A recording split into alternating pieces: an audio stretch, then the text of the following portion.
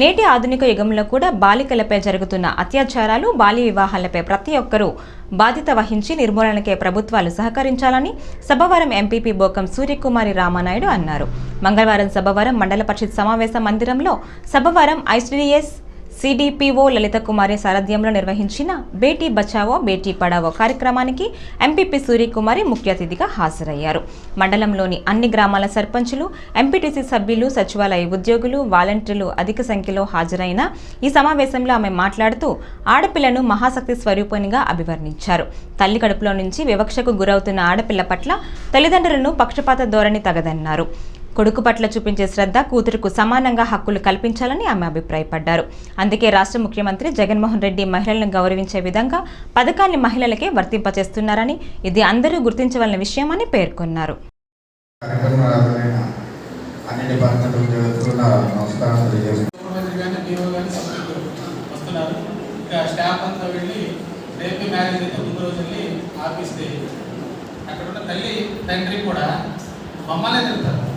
First of all అంటే ఎవరు support చేస్తున్నారు ఇక్కడ? తల్లిదండ్రులే కదా. ఒక్కరితోనే నేను ఉన్నాను తల్లిని, మరి రేపు పొద్దున నేను ఏమైతే నా పిల్లలు చూసేవాళ్ళు లేరు అంటే 15 సంవత్సరాలు తీసేయాలా? నా పరిస్థితి కానీ ప్రతి ఒక్కరికి తెలుసుంటారు.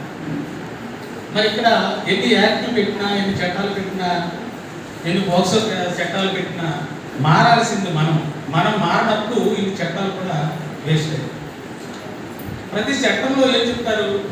ఎక్కడో సీఎం గారు కానీ పిఎం గారు కానీ ఉంటారు. చట్టాలు చేసేటప్పుడు చట్టాన్ని అమలు చేయడానికి చట్టాన్ని ప్రజల ముందు తీసుకొస్తారు, దాన్ని నిర్వర్తించడానికి. ఇంతకు ముందు స్పీకర్స్ చెప్పినట్టు, సిఏ గారు వాళ్ళు చెప్పినట్టు కొత్తగా వచ్చింది కాదు, ఎప్పటి నుంచో ఉంది. బ్రిటిష్ కాలంలోని 1926లో చైల్డ్ మ్యారేజ్ రిజిస్ట్రేట్ యాక్ట్ అని వచ్చింది.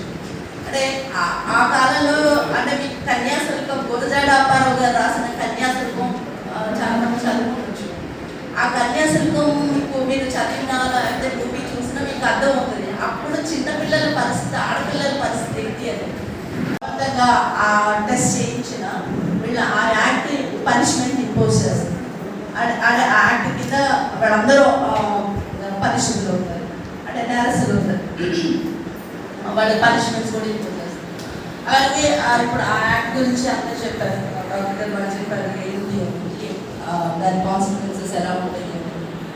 ఇంకొక ఇంపార్టెంట్ యాక్ట్ 90 కూడా స్త్రీలకే పెద్దపేట చేశారండి. అమ్మఒడి కానీ, చెయ్యొత కానీ, వైఎస్ఆర్ రాష్ట్రం కానీ, చిన్నావడ్డీ కానీ, డ్వాక్రా రుణమాఫీ కానీ, విద్యాదీవెన కానీ, అన్ని ఫీజు రింబర్స్మెంట్ కానీ అన్నీ కూడా.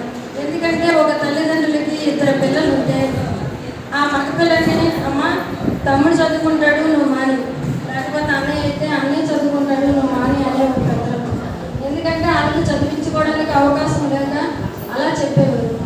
అటువంటి అవకాశాలన్నీ కల్పించింది మన వైఎస్ జగన్మోహన్ రెడ్డి. అందుకని ఇప్పుడు ప్రతి ఇంట్లో